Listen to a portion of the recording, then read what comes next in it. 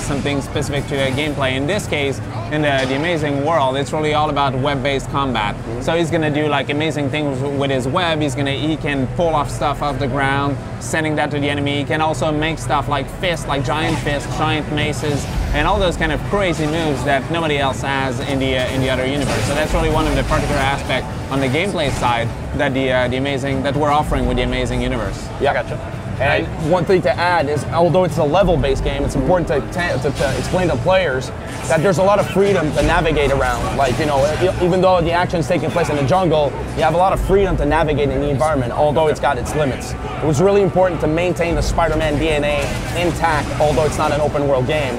But also the good part of it is we can take Spider-Man to different locations outside of New York City. Right. So the jungle, for instance, was a good example. Here it's Kraven kidnapping Spider-Man, bringing him in his own turf.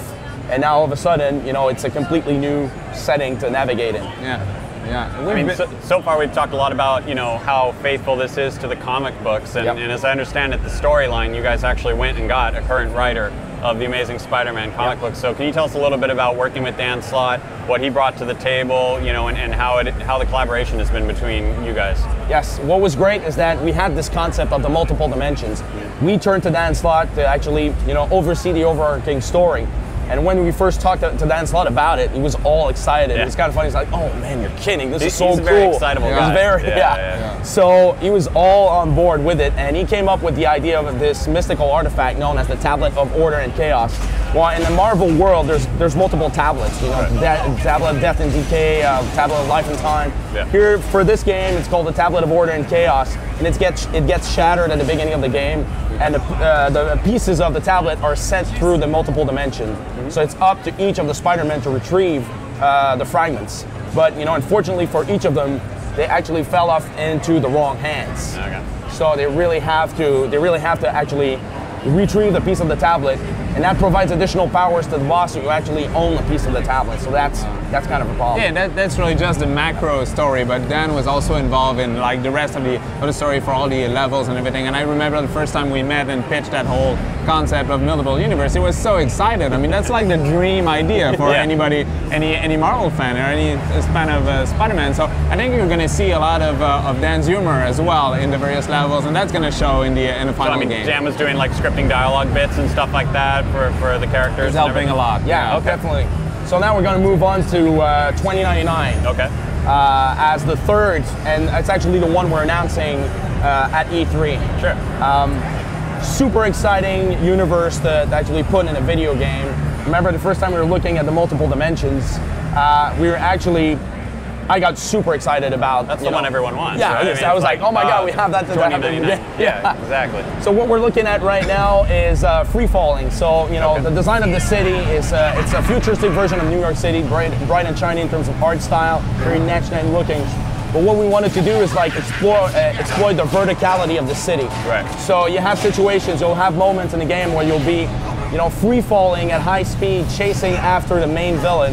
In this case, Hobgoblin, totally exclusive to this universe, and that was not part of the comic back in the days. But this time around, we have characters that you can chase after at full speed, and then eventually get into mid-air combat in the middle of the free fall sequence. So it's really intense because of the web falls he's carrying. So that's totally unique to 2099. The other dimensions don't have that. Other things we can mention is that in terms of the fighting style for this character, well, he's got talent, so we really wanted to push that. As much as we were talking about like the web-based combat for Amazing Spider-Man, and Spider-Man Noir has something that's more gritty, more realistic. For Spider-Man 2099, we went with something that it was basically the idea of lunging at the enemy. You know, being able to fight them from up close. It's a faster paced combat, more aggressive, so that's kind of cool. The one thing I want to bring up before we take off is, you know, Spider-Man 2099 doesn't have a spider sense, and I know you guys have kind of adapted that into this universe. What's that about? Yes, although we cannot reveal too much about it, and story-wise, there's an explanation as to why we'll provide a spider sense in this character. And the other thing is what we're looking at right now on the screen is what we call accelerated vision, which is something that the character has in the comics. It basically allows him to see things in the environment that are moving at a high speed, much better than anybody else. So we translate that into gameplay by slowing down everything around him except his own speed. So in terms of what's going on in the battle, you can take advantage of that by slowing down things around you as multiple guys are fighting from multiple directions. We brought up several villains so far, and I know you're not going to show it today, but you guys have kind of found a way to put players more directly in the fight with the villains. Can you tell us a little bit about the first-person fighting that goes on? Oh yes, there's a lot of, all the levels are tailored to the villains. But one thing we're bringing to the table is first-person combat.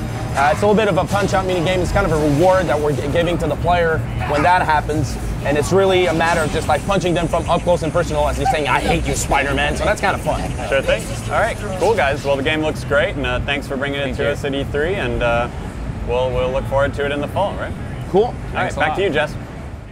Guess he really can do whatever a spider can. Spider-Man, Spider-Man. Yeah, I know the song. Now it's time to switch gears a little and head off to a creepy land where demons run amok. Brandish that whip, gamers. Castlevania Harmony of Despair is next.